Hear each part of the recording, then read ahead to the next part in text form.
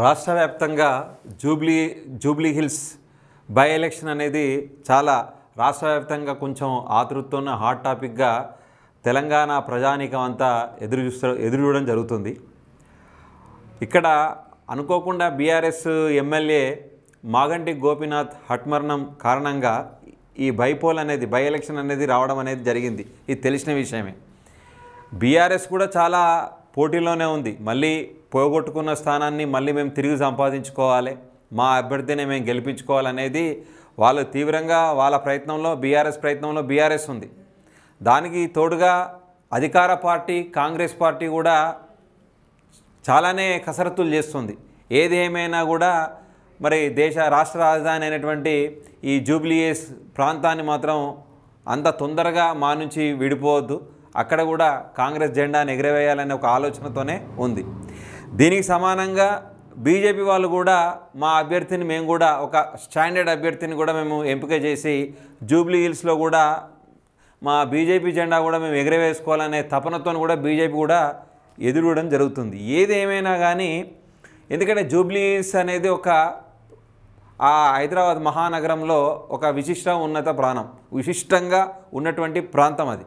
అక్కడ ఎందుకంటే కొంచెం అక్కడ ఆర్థికంగా కానీ విద్యావేత్తలు కానీ ఆ పరిసర ప్రాంతాల్లో ఎక్కువగా ఉండడం వల్ల ఆ ప్రాంతానికి ఒక ప్రాధాన్యత ముందు నుంచి ఉంది అక్కడ దాదాపుగా అలా ఉన్నది. కాబట్టి ఇక్కడ ఏమవుతుందంటే కాంగ్రెస్ పార్టీ విషయానికి వస్తే మొన్నటి వరకు ఒక చర్చ జరిగింది కాంగ్రెస్ పార్టీలో. ఒక అద్భుతమైన చర్చ. ఏం చర్చ జరిగిందంటే కాంగ్రెస్ పార్టీ ఎంఐఎం మరి కలిసి పోటీ చేస్తుందా అనే ఒక ఆలోచన ఉండే. కానీ ఆ ఆలోచనకు వాళ్ళు ఏం చేస్తున్నారంటే వాళ్ళు కాంగ్రెస్కి ఎంఐఎం జలక్ అని చెప్పేసి అంటున్నారు. మైనార్టీకి ఇస్తేనే మేము మద్దతు ఇస్తాం, ఏదేమైనా సరే కాంగ్రెస్ అనే టికెట్ మైనార్టీ వాళ్ళకి ఇస్తేనే మా ఎంఐఎం సపోర్టు కాంగ్రెస్ పార్టీకి ఉంటుందని వాళ్ళు చాలా స్పష్టంగా వివరించడం జరిగింది. ఈరోజు మనం చర్చించుకోబోయే వార్త బ్రీఫ్గా మైనార్టీకి ఇస్తేనే మద్దతు ఇస్తాం, కాంగ్రెస్ ఎంఐఎం జలక్, జూబ్లీహిల్స్ టికెట్పై ఏఐసిసి ఫైనల్ సర్వే, పూర్తి వివరాలతో అగ్రనేతలకు రిపోర్ట్, అభ్యర్థి ఎంపికపై తీవ్ర ఉత్కంఠ. మరి అభ్యర్థి ఎంపికలో తీవ్ర ఉత్కంఠ. వాళ్ళు ఏమంటున్నారంటే ఎంఐఎంకు గనక మీరు టికెట్ ఇస్తే మేమంతా కూడా పూర్తి సపోర్టు కాంగ్రెస్ పార్టీకి ఇస్తాం, లేదంటే మా యొక్క మైనార్టీ ఓట్లు కూడా కాంగ్రెస్ పార్టీకి సపోర్టు ఉండకపోవచ్చు అని చెప్పేసి వాళ్ళు చాలా క్లియర్గా స్పష్టంగా చెప్పారు. దానికి సంబంధించినటువంటి బ్రీఫ్గా ఆ వార్తను కనుక మనం వార్తాపత్రికలు చూసినట్టయితే జూబ్లీహిల్స్ నియోజకవర్గం ఉప ఎన్నికల్లో కాంగ్రెస్ ఎంఐఎం మద్దతుపై ఉత్కంఠగా మారింది. ఇప్పటికే కాంగ్రెస్ ఎంఐఎం ముఖ్య నేతల మధ్య రెండు సార్లు మద్దతు అంశంపై చర్చించినట్టు తెలిసింది. కాంగ్రెస్ పార్టీ తరపున ముస్లిం మైనార్టీ నేతకు బీఫామ్ ఇస్తేనే మద్దతు ఇస్తామని ఎంఐఎం తేల్చి చెప్పినట్లు సమాచారం. ఇందుకు సంబంధించిన పలు సమీకరణాలు ఎంఐఎం తనదైన శైలిలో కాంగ్రెస్ పార్టీకి వివరించింది. ముస్లిం మైనార్టీ నేతలు టికెట్ ఇవ్వడం వలన కలిసి వచ్చే అంశం ఇది. ముస్లిం మైనార్టీకి ఇస్తే కూడా కాంగ్రెస్ పార్టీకి కలిసి వచ్చే అంశమే వాస్తవానికి. ఎందుకంటే కాంగ్రెస్ పార్టీకి అక్కడ గెలవడం అనేది కొంచెం సులువవుతుందని చెప్పుకోవచ్చు. ఎందుకంటే అక్కడ మొదటి నుంచి కూడా తెలుగుదేశం ప్రాబల్యం ఉన్నటువంటి ప్రాంతమే. ఇప్పుడు మాగంటి గోపీనాథ్ గారు మొట్టమొదటి తెలుగుదేశం నుంచే వచ్చినటువంటి వ్యక్తి. కాకపోతే ఏమైందంటే రాష్ట్ర విభజన తర్వాత తెలుగుదేశం పార్టీకి సరైన స్థానం అనేది సహజంగా ఇక్కడ కోల్పోవడం వల్ల ఇక్కడ మహా నాయకులందరూ కూడా టీఆర్ఎస్ పార్టీకి అప్పుడు బీఆర్ఎస్ పార్టీకి రావడం అనేది జరిగింది. అంతేగాని అక్కడ తెలుగుదేశం పార్టీకి సంబంధించిన సానుభూతి ఓట్లు కూడా ఇవన్నీ కూడా ఉన్నాయి. దేనికి దానికి సంబంధం ఉంది లేదని కాదు. కాకపోతే ఏంటంటే ఇక్కడ ఏమవుతుందంటే కాంగ్రెస్ పార్టీ కనుక మైనార్టీ అభ్యర్థి కనుక ఇచ్చినట్టయితే గెలుపు అనేది కొంచెం సులువవుతుంది అనేది ఇక్కడ కాన్సెప్ట్.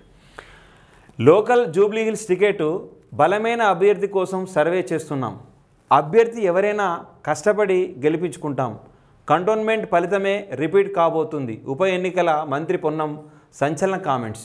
ఏది ఏమైనా సరే ఇక్కడ ఉన్నటువంటి లోకల్లో ఉన్నటువంటి జనాదరణ ఉన్నటువంటి వ్యక్తినే మేము క్యాండిడేట్ని నిలబడతాం, మేము చేసిన అభివృద్ధి పనులన్నీ కూడా ప్రజలకు తీసుకెళ్తాం, అన్ని రకాల అభివృద్ధులు మేము చేసాం అధికారంలోకి వచ్చినాక కూడా.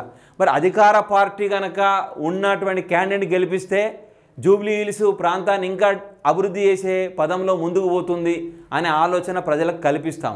ఎందుకంటే మేము అధికారంలోకి వచ్చిన తర్వాత ఎన్నో మంచి పనులు చేసినాం. జూబ్లీ హిల్స్ ప్రాంతాన్ని కూడా మేము బాగా చేయాలనేది కాంక్షతో ఉన్నాం. కాబట్టి మేము స్థానికంగా ఉన్నటువంటి వ్యక్తికే మేము ప్రాధాన్యత ఇస్తాం అని చెప్పేసి మంత్రి పొన్నం ప్రభాకర్ గారు చెప్పడం జరిగింది. ఈ వార్తను మనం ఇంకా బ్రీఫ్గా పేజ్ నెంబర్ 7లో చూసినట్టయితే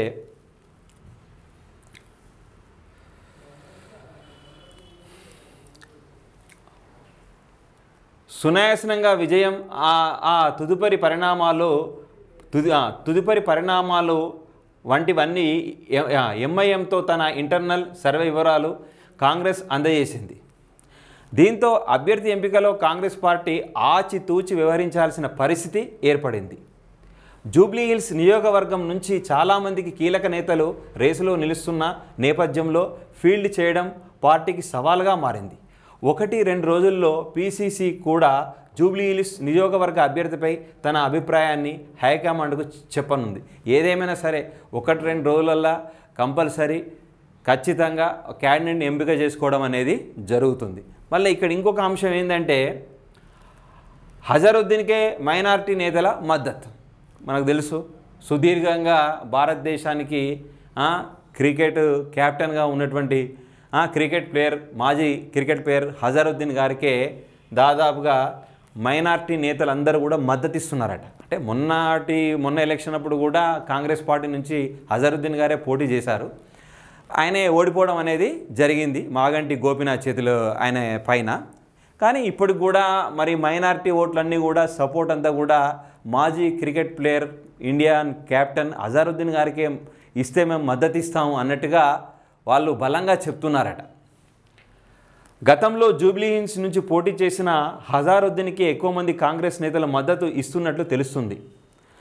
తనకున్న పాత పరిచయాలు, ఢిల్లీ పెద్దలతో సంబంధాలు వంటివన్నీ ఆయనకు ప్లస్ పాయింట్గా మారాయి. పైగా ఎంఐఎం కూడా ముస్లింకే ఇవ్వాలని పట్టుపడుతున్న నేపథ్యంలో అజరుద్దీన్ టికెట్ మరింత ఈజీ అయ్యే పరిస్థితులు కనిపిస్తున్నాయి.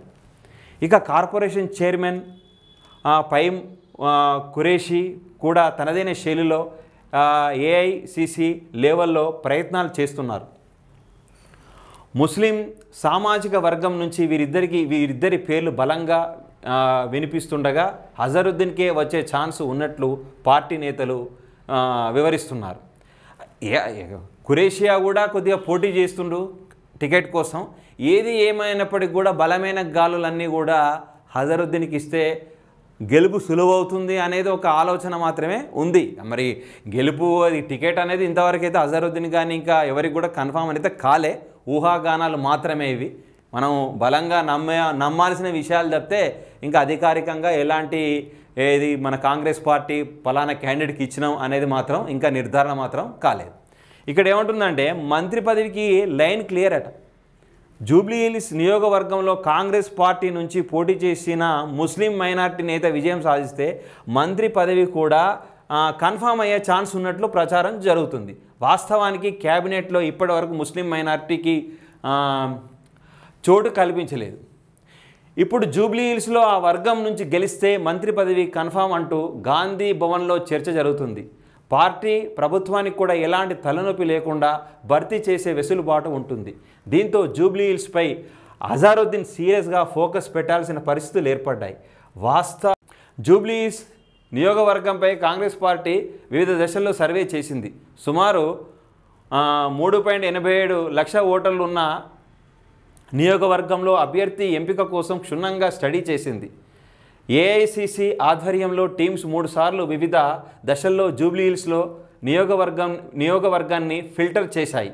ఈ సర్వేల్లోనే అజరుద్దీన్, నవీన్ యాదవ్, పీజేఆర్ కూతురు విజయారెడ్డికి పబ్లిక్ నుంచి పాజిటివ్ సంకేతాలు వచ్చినట్లు పార్టీ నేతలు చెప్తున్నారు.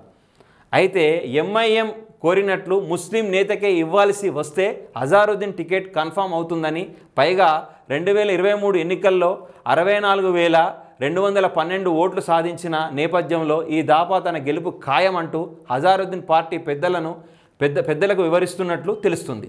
ఈ అంశాన్ని ఓ నివేదిక రూపంలో ఏఐసిసికి సర్వే టీమ్స్ హైకమాండ్కు పంపనున్నారు.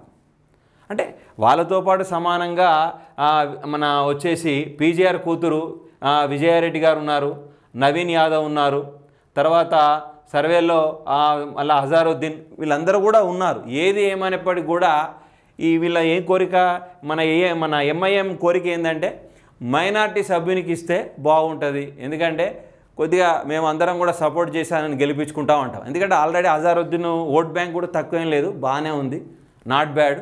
64,212 ఓట్లు సాధించాడు ఆయనే.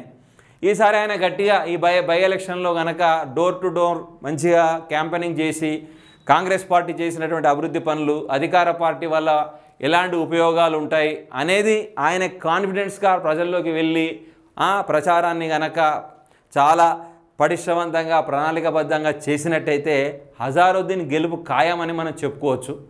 మరి పార్టీ సంకేతాలు కూడా అజారుద్దీన్కే ఇవ్వాలని మాత్రం ఒక నిర్ణయానికి వచ్చాయి. చూడాలి, వెయిట్ చూడాలి.